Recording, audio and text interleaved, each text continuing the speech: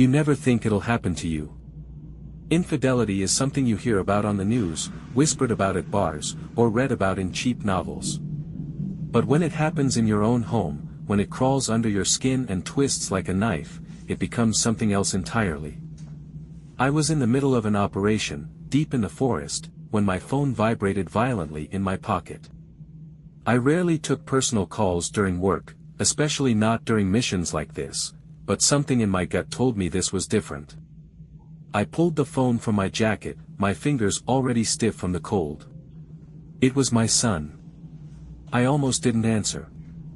He was supposed to be at home with his mother, safe, far from this world of crime and violence that I had spent years shielding him from.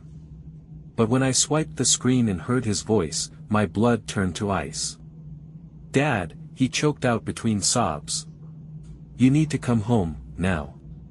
Mom's, she's cheating. I caught them. And he hit me when I tried to record them." I stood there, frozen. The sounds of the forest, the distant hum of chainsaws, the murmur of my men talking in hushed voices, blurred into nothingness. "Who?" I finally managed to ask, my voice sharp enough to cut through steel. My son sniffled.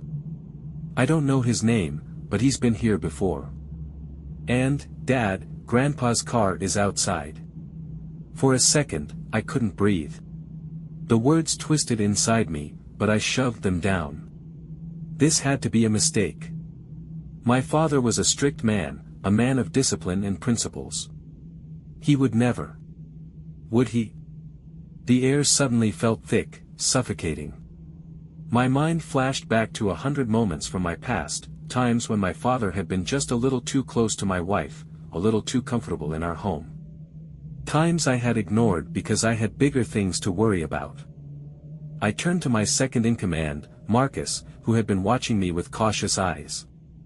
"Take over," I ordered. "Sir, what's?" I said take over.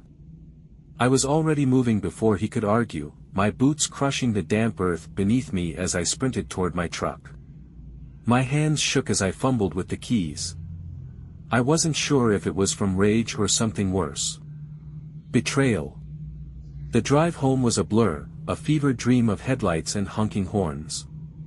My heart pounded against my ribs like a war drum, my grip on the steering wheel so tight my knuckles turned white. By the time I pulled into my driveway, I wasn't sure what I was expecting. But I wasn't expecting that. My father's car was still there, parked neatly in front of my house. The lights inside were on. Through the curtains, I saw movement, two shadows shifting together, one sitting, the other on top. I stepped out of the truck, my pulse roaring in my ears. Every muscle in my body was wound tight, ready to snap. I reached for my holster, feeling the weight of my magnum resting against my hip. I pushed the front door open without knocking. And there she was. My wife. Sitting on my father's lap. The room fell silent the moment I stepped inside. My wife, Madeline, whipped her head toward me, her eyes wide with something between fear and guilt. My father didn't move. He just sat there, his arms still wrapped around her waist like he had every right to be there. The air felt thick, suffocating. The scent of whiskey lingered, mixing with the faint perfume that I had bought for her last Christmas. My son was nowhere in sight, but the faint, muffled sound of a door shutting upstairs told me he had retreated to his room, too scared, or too broken, to face what was unfolding below. I swallowed, my fingers itching to reach for my magnum, but I forced myself to stay still. Not yet. Not until I knew the full extent of this sickness. "Get off him," I said, my voice deathly calm. Madeline flinched. She scrambled to her feet, adjusting the hem of her dress like a teenager caught sneaking out. But my father, he simply leaned back in the chair, stretching like he had just finished a satisfying meal. "Son," he greeted, his tone disturbingly casual. "Didn't expect you back so soon." I felt something inside me snap. "Didn't expect me back." I repeated, my voice low, dangerous.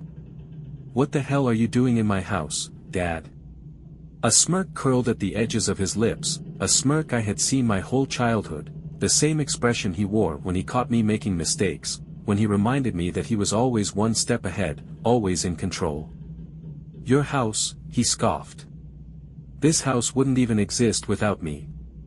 I gave you everything, your education, your start in the military, your business." I shook my head, a bitter laugh escaping my lips. "That's what this is about. Some twisted power move. You think you can take everything from me just because you helped me build it?" He stood then, slow, deliberate, his eyes never leaving mine. "I didn't take anything that wasn't already mine." Madeline gasped. "Frank, please, stop." I didn't even process the movement. 1 second my magnum was holstered, and the next it was in my hand, aimed directly at the space between his eyes. The room dropped into a dead silence. Madeline let out a sharp breath, stepping back like she was afraid I'd turn the gun on her next. My father, he didn't even flinch. If anything, he looked amused. "Go ahead," he said, his voice barely above a whisper. "Do it." I exhaled through my nose, my pulse hammering against my skull. I didn't want to kill him. But I wanted him to suffer. To feel what I was feeling. So I adjusted my aim, and pulled the trigger. The bullet tore into the wooden beam behind him, 10 centimeters from his head. The sound was deafening, reverberating through the house like a war drum. Madeline screamed. My father remained still, his face unreadable. "The next one won't miss," I warned, my hand steady. "Now tell me the truth. How long?" A pause. Then, with maddening calm, he answered. "Since before you married her." The world tilted. I felt something cold and sharp press against my ribs, a realization so dark, so twisted, that for a second, I thought I might actually lose control. Before I married her. Before she even became my wife, she had been his. Madeline was sobbing now, her hands pressed to her mouth, but I had no sympathy left to give. My father took a step closer, lowering his voice as if sharing a secret. "You always wanted to be like me, son. Guess you finally got my leftovers." That was it. The moment my vision went red. I lunged. My fist colliding with his jaw before he even had time to react. The impact sent him stumbling backward, knocking over a side table. The lamp crashed to the floor, the room plunging into dim, flickering light. My father groaned, touching his split lip, and then, he laughed. A deep, guttural chuckle, like he had been expecting this. I saw red. I grabbed him by the collar, slamming him against the nearest wall so hard that the pictures rattled. "You sick old bastard," I seethed. She was supposed to be my wife. My family. And you. And I what? He interrupted, his voice still maddeningly calm. "Took something that was never really yours. Face it, son. She's always come back to me." Behind me, Madeline sobbed, whispering, "I'm sorry," over and over like it meant something. But sorry didn't fix this. Sorry didn't erase the fact that I had built my entire life on a lie. I tightened my grip around his collar. "You're done, Frank. You hear me? Whatever hold you think you have over me, over my family, it ends tonight." His smirk didn't waver. "Is that so?" Before I could react, his knee shot up, slamming into my ribs. Pain exploded through my side, but I didn't let go. I shoved him back harder, knocking the air from his lungs. I was stronger. I was younger. He might have been my father, but I had spent my life becoming a better man than him. I cocked my fist back, ready to end this. "Dad, stop." The voice cut through my rage like a blade. I turned just in time to see my son at the top of the stairs, his face streaked with tears, his little hands clenched into fists. And for the first time that night, I hesitated. Because in him, I saw me. A little boy watching his father in a fit of rage, fists clenched, violence brewing. I had been in his place once. I had watched Frank do this, explode, destroy, consume. And now, I was turning into him. Slowly, painfully, I let go of my father's collar. He sagged against the wall, breathing hard, but still grinning like he had won something. I turned to my son instead. "Go upstairs," I told him, voice raw. "Now." His lip quivered, but he nodded, disappearing back into his room. That was it. That was my line. I straightened my jacket, holstered my magnum, and turned back to my father. "Get out of my house," I ordered. He wiped the blood from his lip. "And if I don't?" I leaned in close. "Then the next bullet won't miss." For the first time that night, something flickered behind his eyes. Without another word, he grabbed his coat and walked out the door. I stood there, breathing hard, my whole body shaking. I expected Madeline to say something. To beg, to cry, to explain. But she didn't. Because she knew, there was nothing left to say. I turned to her, my voice barely above a whisper. "Pack your things." She blinked at me, stunned. "You're leaving tonight." Her breath hitched. "Please." I said tonight.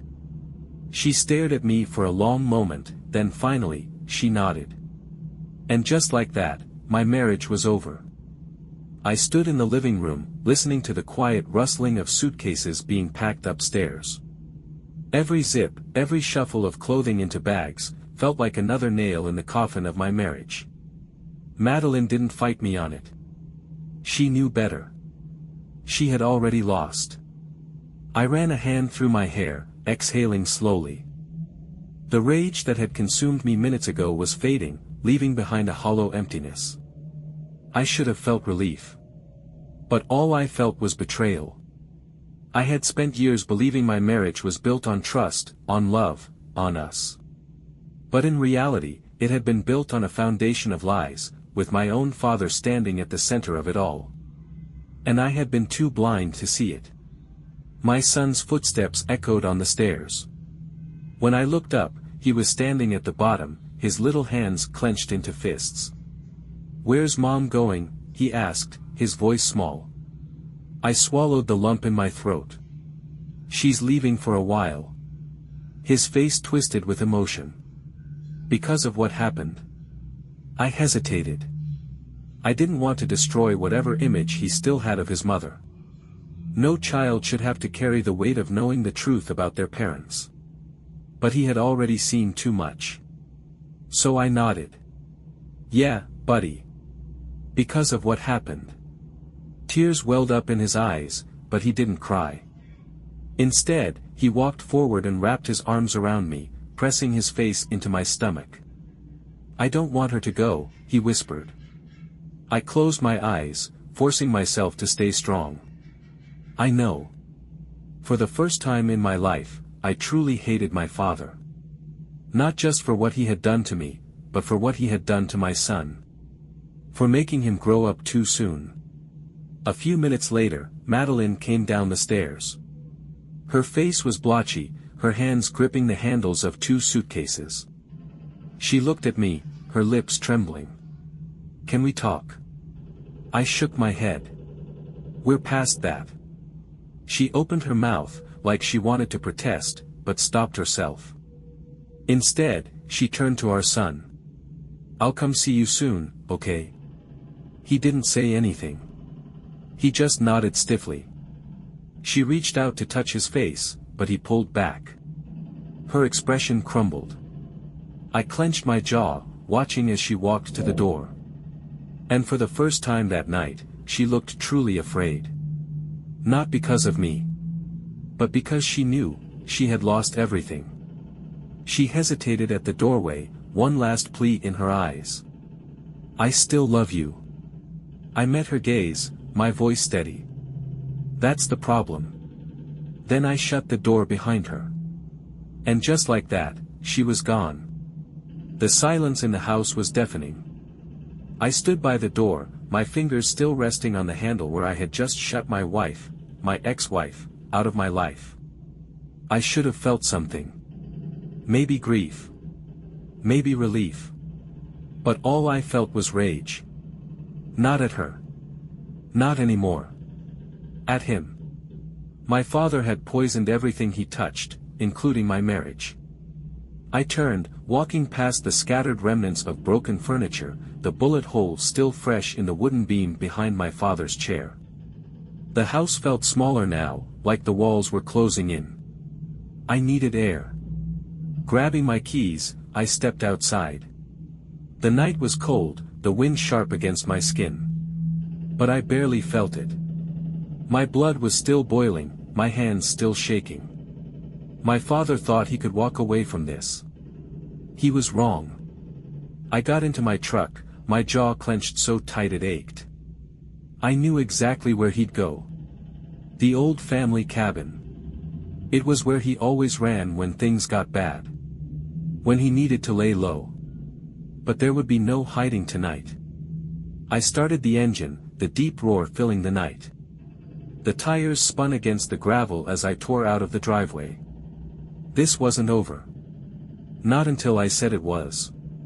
The road to the cabin was long and dark, the trees towering over the winding path like silent watchers. I had driven this road 1,000 times as a kid, back when the cabin was a place of summer fishing trips and campfires. Back before I learned the kind of man my father really was. By the time I pulled up, his car was already there. Of course it was. He always ran here. The porch light was on, casting a weak glow against the wooden steps. I killed the engine, stepping out onto the cold dirt. My boots crunched against the fallen leaves as I made my way up the stairs. I didn't knock. I kicked the door open. The old wood splintered as it slammed against the wall, shaking the dust from the ceiling. Inside, my father was sitting at the kitchen table, a half-empty bottle of whiskey in front of him. He didn't flinch. Didn't even look surprised. I was wondering when you'd show up. I stepped inside, slamming the door shut behind me. My fingers twitched toward my magnum. I wasn't here to talk. I was here to end this. The cabin smelled like old wood, cigarette smoke, and stale whiskey. It was a place frozen in time, much like the man sitting inside it. My father sat with his back to the wall, one hand wrapped around a glass of amber liquid, the other resting on the table like he had all the time in the world. "You gonna shoot me this time, son?" he asked, tilting his head. I took a slow step forward, my boots heavy against the wooden floor. "Depends on what you say next." His smirk never wavered. "You don't have it in you." I didn't reply. I just unholstered my magnum and placed it on the table between us, the weight of it making a dull thud against the wood. For the first time that night, something flickered behind his eyes. Not fear, he was too proud for that. But recognition. He knew this wasn't a game anymore. I sat across from him, resting my arms on the table. "Tell me everything." He let out a long breath, shaking his head. "You always needed answers, huh? Just like your mother." I didn't react to the bait. "Before I married her," I said slowly, "she was already yours." He lifted his glass and took a sip before nodding. "That's right." "How long?" He chuckled, swirling the whiskey. "On and off for years. She was young, easy to mold. I made her who she is, son." I gritted my teeth. "Then why did she marry me?" His smirk deepened. "Because I told her to." The words hit me harder than any punch ever could. I stared at him, my pulse pounding in my ears. He orchestrated all of it. My marriage. My life. Every damn thing. "Why?" I asked, my voice barely above a whisper. He leaned forward, setting his glass down with a soft clink.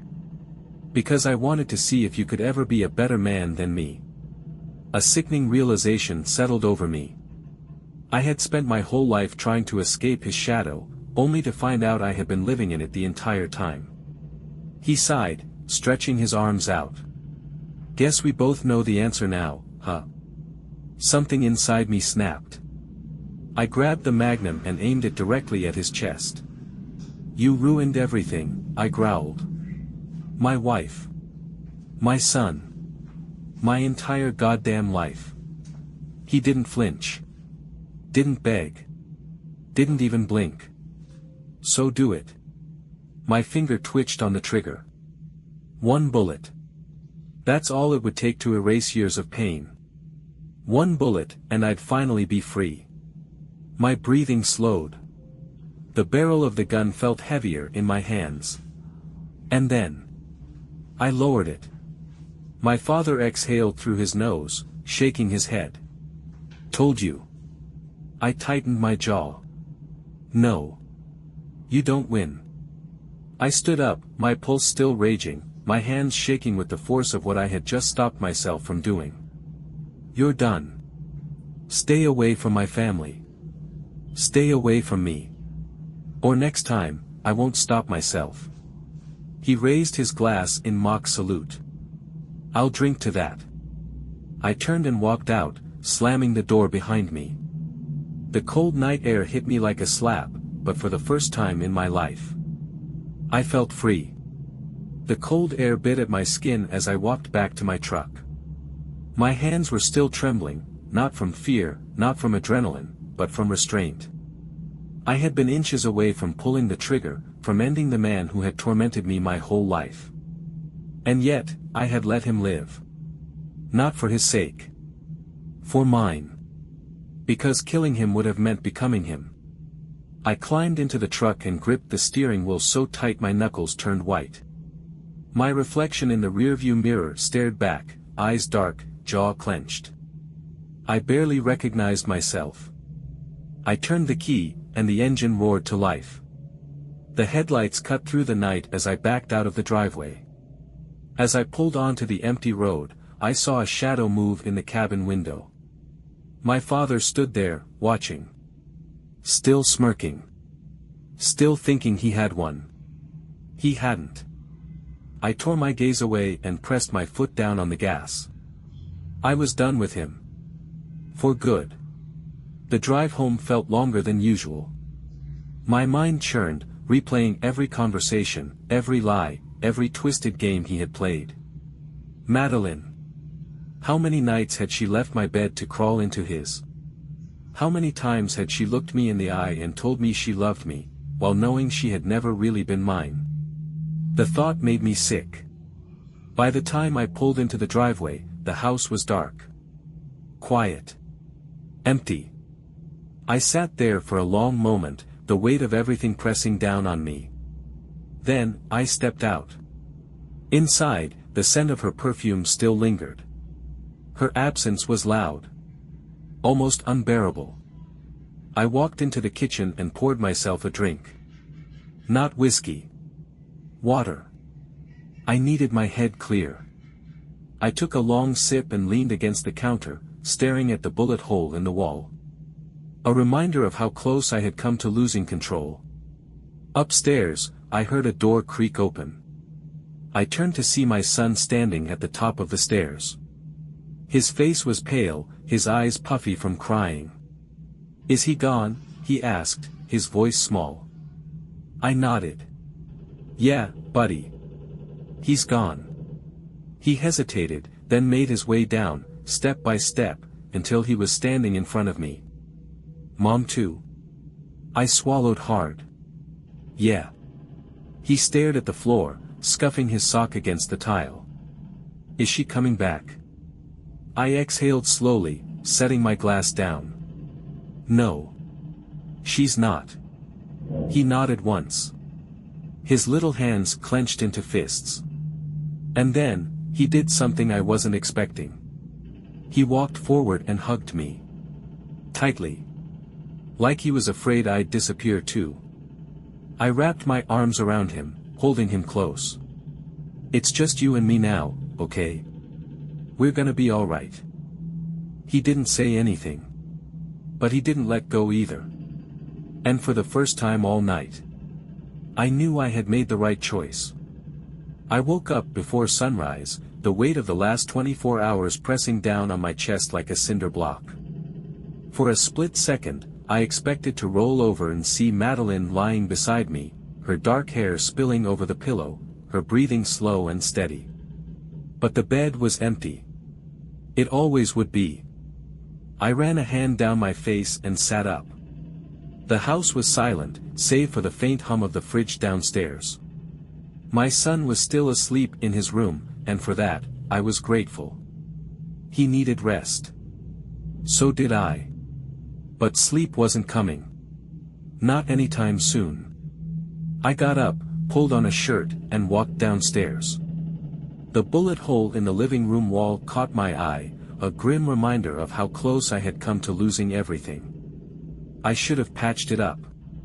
Instead, I poured myself a cup of coffee and stood by the window, staring out into the gray morning.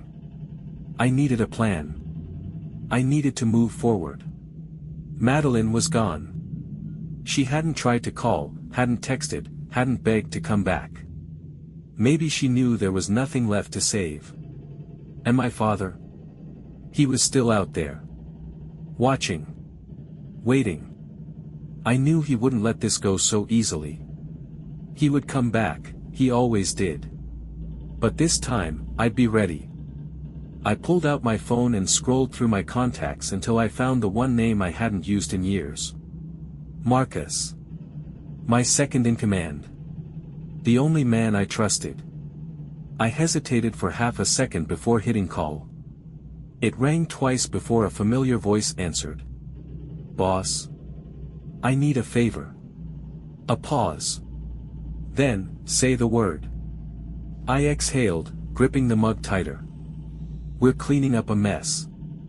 Marcus didn't ask questions. He never did. That's why I trusted him. Where do you need me? He asked, his voice sharp, awake. I glanced out the window, the sky turning from gray to pale blue. The world kept moving, oblivious to the war brewing inside me. Meet me at the old mill. An hour. I'll be there. I hung up and set the phone down, exhaling slowly. My hands weren't shaking anymore. My mind was clear. I wasn't just reacting now. I was planning. The house was still quiet as I grabbed my jacket and keys. I checked on my son before leaving. He was still curled under his blankets, his breathing steady. Good. I walked out without a sound, locking the door behind me. The old mill was a place only a few men knew about. A forgotten relic in the middle of nowhere. No cameras. No ears. Perfect for business. Marcus was already there when I arrived, leaning against his black SUV, cigarette between his fingers. His sharp eyes scanned me as I got out of the truck. You look like hell. I smirked. Feel worse. He nodded, tossing the cigarette to the ground and crushing it under his boot. What's going on? I leaned against the hood of my truck, crossing my arms. My old man crossed a line. A line he can't come back from. Marcus's jaw tightened. He knew about my father, about the history, the control, the poison. But I had never told him everything. Until now. I told him everything. Madeline. The years of betrayal. My son catching her with another man. My father's sick, twisted confession. By the time I finished, Marcus was silent. His fingers twitched, like he wanted to punch something. Finally, he spoke. So what's the move? I looked him dead in the eye. I want him gone. Marcus studied me, then nodded. All right. We'll handle it. No hesitation. No questions. Because he understood. Some men don't deserve to walk free. And my father was one of them. Marcus didn't need me to explain what gone meant. He had been by my side long enough to understand. This wasn't about revenge. It was about erasing a disease. One that had infected my life for far too long. He pulled out his phone, typed a quick message, and locked the screen. It's in motion. He won't see it coming. I exhaled slowly, my fingers curling against the truck hood. The cold steel grounded me, kept me from floating too far into my own thoughts. No loose ends, I muttered. Marcus smirked.